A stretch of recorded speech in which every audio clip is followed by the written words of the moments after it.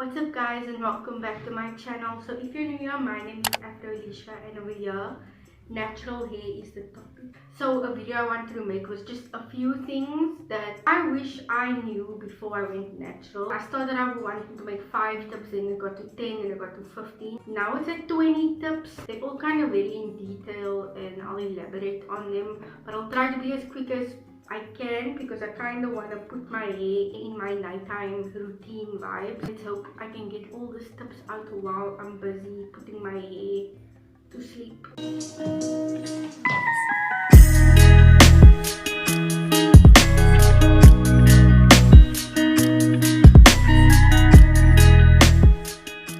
It's not in like any order or whatnot.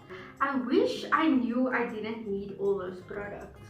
All the products that we buy for our hair, the amount of products that a natural hair person has is crazy. You don't need a curl cream, you don't need a butter all the time. It's good to have it, but you should really try and detox your hair from oils and butters just one time if you've been natural for a while, and just see how long your hair can actually go without those products, and see that your hair can actually curl without all those products. Another thing that I kind of learned, I won't say very recent, is that water is the only moisturizer. Like I used to refresh my hair with a curl cream, and sometimes I could never understand why my hair actually never looked refreshed. It's because that is not a moisturizer. A curl cream is like something you put over moisturized hair to keep it that way, but it's not what something you put on like dry hair to moisturize it. Another thing I would say is aloe vera juice, but that's like because that is like 90% water. When you want to refresh your hair, refresh it with water. And if you have low porosity like my hair, hot water. Next one I wish I knew was that your curl type does not matter. Now if you have type 3 or type 4 hair, for reference, know your hair porosity, that is all. Add hot water into that spray bottle and just see how your products soak into your hair, especially like when you're conditioning. For low porosity hair, your hair loves it. You will literally see how nice and moisturized your hair actually gets just by using hot water. Next tip that I'm kind of vouching for big on my channel is you can DIY anything. When it comes to products and hairstyles, you can make your own shampoo, conditioner, curl cream, hair growth tonics, oils, everything. You do not need to spend so much money on your products. You can make everything. DIY, guys. Next thing I wrote down is like it's actually a relationship. What I meant is, so your hair is not gonna act the same way everyone else's hair acts with products. So it's really like knowing what your hair likes. Take note of how your hair is feeling with different products and compare to every other wash day. Next one, I hope you see I post a lot of like DIY hair growth things. I'm gonna be honest over here, nothing is gonna grow your hair except consistency.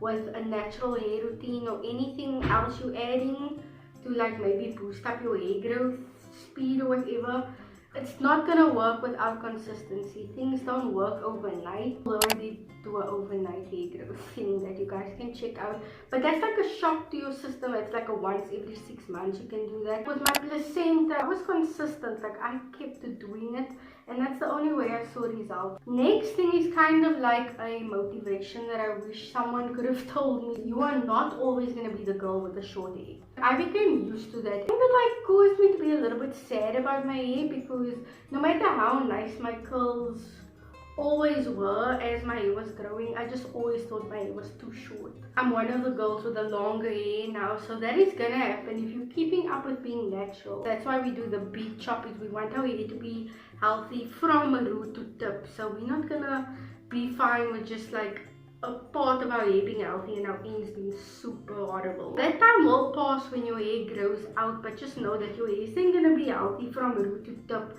which is not gonna break off like it used to. Like I remember when I had straight hair, my ends would forever break off. People would ask me if I cut my hair. I didn't cut my hair, but I would tell people yes, just so that they don't like realize it's just breakage. Things of the past. A clean and fresh scalp is important. So your scalp doesn't always need to be clean for it to be fresh. What I mean is, if your scalp is oily, wash it, and if your scalp is too dry, oil it up. Just keep it in a nice balanced, healthy state, and that's how your hair is just gonna flourish. Anything that comes out of something that's well taken care of is going to flourish. Okay, so my hair is kind of nicely braided. You saw I didn't use a comb or whatnot. I just braided it till the ends. This is kind of like my nighttime routine. I'm gonna put on a bonnet and then it's nighttime. Another tip is, I want to say, is embrace your frizz. So you saw even how my hair was when I started this video. Like, this is me embracing my frizz. Like, we have frizzy hair, okay? Unless if you don't have frizzy hair, you are blessed. But people with like type 4 hair, I have type 4A hair, just for reference, because people think I'm saying I have type 4C hair when I say I have type 4 hair, and then they correct me. But anyway, I have type 4A hair, and especially type 4, our hair is very frizzy. Embrace it. Like, the more you try and fight it all the time, it's tension and it causes breakage. But don't always try and fight your frizz and always want to wear products. Don't worry about your hair when you don't have to. So that one kind of leads into the next one. Wash your hair and leave your hair alone. That was how I noticed my hair grew the most. It's like times that my hair is braid. I would wash my hair, put it in braids and leave it in. Put your hair away. Don't worry with your hair all the time, because that's what causes breakage. Just all the tension, and like small breakage is okay, but like if it's every day, it adds up and you see it, or at least you don't see the length. Put your hair away, bruh. I wish I knew sooner about twist outs and braid outs. I always used to think it looks too zigzag for me. But after I started doing it, which like I've been doing it probably for a year now. I've been natural for 4 years. So I wish I found it sooner, because I would have been doing it much more.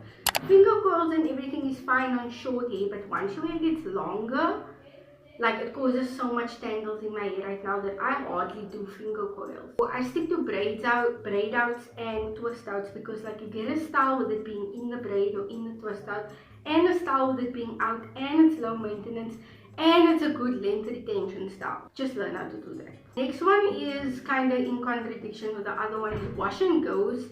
Kind of do it for my hair, guys. Everything I'm saying is what I've noticed for my hair. Is wash and goes do the total opposite for me of twist outs. I see less length retention when I'm doing more wash and goes. It causes a lot of single strand knots, a lot of split ends, and like the tangles, like when I end up trying to detangle it after wash and go week, it's like crazy. Like on other levels, like knots where I feel like I need to cut it out or I break it out. So yeah, wash and goes, I'm not a big fan. I've never been a big fan of it. When you have short hair, you can still maybe get away with it, but as your hair grows, the tangles start coming. Next one is something I've learned very recent, is longer length equals higher maintenance. Clap if you care. Products go up quicker. You take longer to detangle, you get more tangles. My hair would have taken like a half an hour, now it would take like an hour. Like, everything is longer with my hair, not only my hair. Everything I need to do is longer. My products go up quicker. I go a month on like a full range. All the products I use it up in a month, unless it's like edge gels and stuff like that. But if it's going on my whole head a whole month, the product is done. Next one is, I would say, trial more hair products. Like, you're on this journey, and if you're natural, I don't think you're planning to ever go back to straightening your hair all the time. So you're gonna be on this journey kind of forever. Might as well trial products, especially when you're starting out. Try a lot of products, and like after you trial a few, go back to ones you like. After that, trial more, and that's how you just get a good feel also of learning your hair, knowing what your hair likes. It's also seeing how it reacts to different type of products. And this goes on to my next tip, is start cheap. When you're starting with your natural hair journey, literally start with the cheapest products. You don't need me out when you have just this amount of hair. Why? What was the reason? I had a reason. What was the reason? What was the reason? If you can afford it, by all means, but you don't have to do that. You can use like cuticles and stuff like that. And like as you go higher, I would say then use better products, because then you have more to take care of. Like, I wouldn't have known the difference. I wouldn't have known the difference if I was using cheaper, expensive products when I started.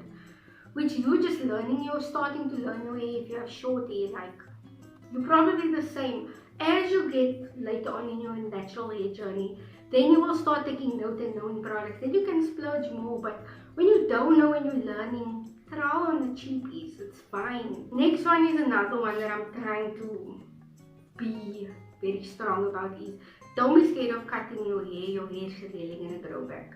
Clap if you have anxiety. Especially, I always cut my baby hairs. These are homemade baby hairs. I always cut them and I notice how quick they grow back. Same thing would be for all my hair. I get to a point where I feel my ends and I'm like now I know I need a cut. I want to get to a point where I don't even need to feel it, when my hair stays in that healthy state, my ends. I cut my hair after every season. I have a cutting routine. It's just gonna maintain the health. Okay, we're getting to the end now, and you see how I did my hair like this. This is my nighttime routine. Make sure you have a nighttime routine, at least. Even if your nighttime routine is literally just a bonnet on your head, that is better than just putting your head on your cotton pillowcase that's going to dry up your hair. Either just have a bonnet or just have a satin pillowcase. I'm happy with your nighttime routine. I at least sometimes like braid up my hair, but sometimes I don't and I just put my bonnet on. This is when the trauma happens. The trauma happens at night because your hair is like in the most contact with something, rubbing against something for like 9 hours. Just buy a bonnet and a satin pillowcase. That's at least good enough. You don't need to do all of this. You don't need to oil your scalp, but you can every now and then when you remember, when you have time. Just make sure your hair is protected at night. Another one is something that I knew is literally protective styles. You're gonna wanna start doing it. I've noticed the friends that I encourage, once they get it, it's like they're addicted to it. But I also went through that phase where you become addicted to protective styles. Don't go too hard. Like, there's a video I have up of protective styles and everything, things you need to know. Your hair being sewed together and everything is just stronger, and your hair tucked away, put away. Protective styles is a great way to do that, but still look like super cute. And then lastly is my bonus tip. So this is something that people take lightly, but I hope that me telling you it's a bonus tip, like, I hope you know how much it means to me. Learn to know your oils. Oh my word. It's cheap, first of all. You can probably get like 5 oils for 100 rand, 5 bottles, like 20 rand. Some are a bit more expensive, but yeah, like I'll put a list of oils here that you can get. That way, like, you don't need to have great products to always have benefits. You can modify your products with oils. Oils can help soothe your scalp, make your hair grow, keep moisture. Like, oils are amazing. I wish I dive into oils from the day I cut my hair. Have fun with oils and try to get to know oils. See what oils your hair actually likes, what oils your hair soak up, and check out my old videos. So yeah, those are all my tips. I hope you use it and I hope it helps you. If you watched this far, then please do comment big chop. And if you had a big chop, then let me know the date when you had your big chop also. But if you didn't have a big chop, just comment big chop. I know you watched this far and I love you more than everyone else who watches this channel. Like, I hope you know that's true. Have a good day, good night for me. God bless.